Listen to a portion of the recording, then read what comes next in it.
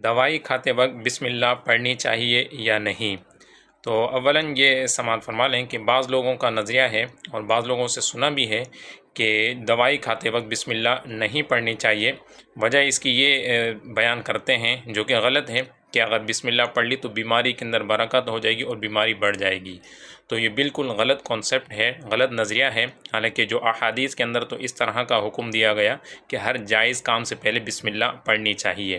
تو یہ سوچنے کے بجائے کہ بیماری میں برکت ہو جائے گی، یہ کیوں نہیں سوچتے کہ بسم اللہ پڑھنے کی وجہ سے اللہ پاک جو دوائی کا اثر تھا اس کے اندر برکت دے دے گا اور جو ہے وہ انسان کو پھر شفا جلد حاصل ہوگی۔ تو بسم اللہ پڑھنے سے جو یعنی اس کو شفا دینے والی جو ایک تاثیر اللہ پاک کی طرف سے دوائیوں کے اندر ہے تو انشاءاللہ اس کے اندر برکت ہوگی، انشاءاللہ وہ جلد انسان کو صحت یابی اتنا ملے گی۔ تو یہ نظریہ رکھنا کہ بیماری کے اندر برکت ہو جائے گی اس وجہ سے بسم اللہ نہیں پڑھتے تو یہ بالکل غلط ہے۔ تو جس طرح دیگر نیک اور جائز کاموں سے پہلے بسم اللہ پڑھنا چاہیے، اسی طرح دوائی کھانے سے پہلے بھی بسم اللہ پڑھنا بالکل جائز ہے اور پڑھنا بھی چاہیے۔ دوسرا سوال ہے کہ نماز وتر کو عشاء کے ساتھ پڑھیں یا پھر تہجد کے ساتھ ادا کریں؟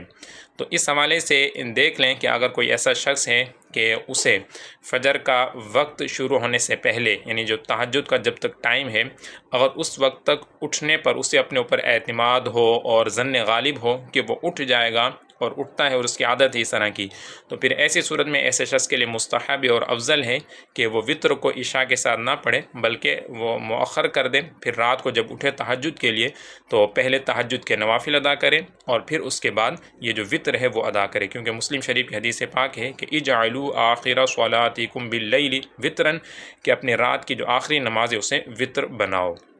تو آخر کے اندر اس نے وتر پڑھنی ہوں کہ پہلے تہجد کی نماز ادا کر لے۔ البتہ اگر کسی شخص کو اپنے اوپر بھروسہ نہ ہو، ظن غالب نہ ہو، شک ہو کہ اٹھ سکوں گا نہیں اٹھ سکوں گا، تو پھر ایسی صورت میں اس کے لیے حکم ہے کہ وہ عشاء کے ساتھ ہی وتر پڑھ لے۔ کہیں ایسا نہ ہو کہ وہ نفل یعنی جو تہجد ہے اس کے بھروسے پر اس پر اعتماد کرتے ہوئے اپنی جو وتر تھی اسے ہی قضا کر بیٹھے۔ آخری سوال یہ ہے کہ خواتین اپنی نمازوں کی پابندی کیسے کریں؟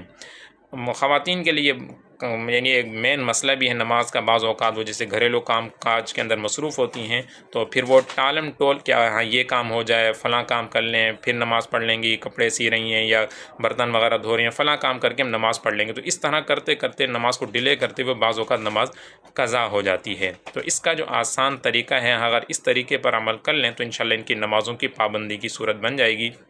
وہ یہ ہے کہ جیسے ہی اذان ہو تو اذان ہونے کے ٹھیک 15 منٹ بعد، جیسے 15 منٹ ہوں تو وہ یعنی یوں اپنا ذہن بنا لے کہ ہم نے نماز پڑھنی ہی ہے۔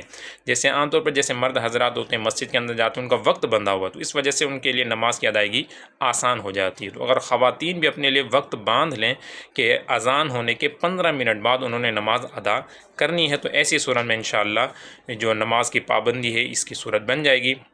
دیگر نمازوں کے حوالے سے چونکہ حکم بھی ہے جیسے ظہر عصر مغرب عشاء کہ مردوں کی جماعت ہو جانے کے بعد ادا کریں، تو 15 اذان ہو گئی اور اس کے بعد جیسے جماعت ہوتی ہے تو یہ 15-20 منٹ بعد یہ اپنا وقت باندھ لیں تو ان نمازوں کو ادا کریں۔ اور فجر کے حوالے سے خواتین کے لیے حکم ہوتا ہے کہ اول وقت کے اندر پڑھیں، یعنی جیسے اذان ہو جائے اور پھر وقت شروع ہو چکا ہوتا ہے تو پھر اس وقت یہ فجر کی نماز کو ادا کر لیں۔ تو انشاءاللہ اس طریقے پر عمل کریں گی تو اس طرح سے ان کی جو نمازوں کی پابندی ہے انشاءاللہ وہ ہو جائے گی۔ اللہ پاک ہم سب کو نمازوں کی پابندی کرنے کی توفیق عطا فرمائے۔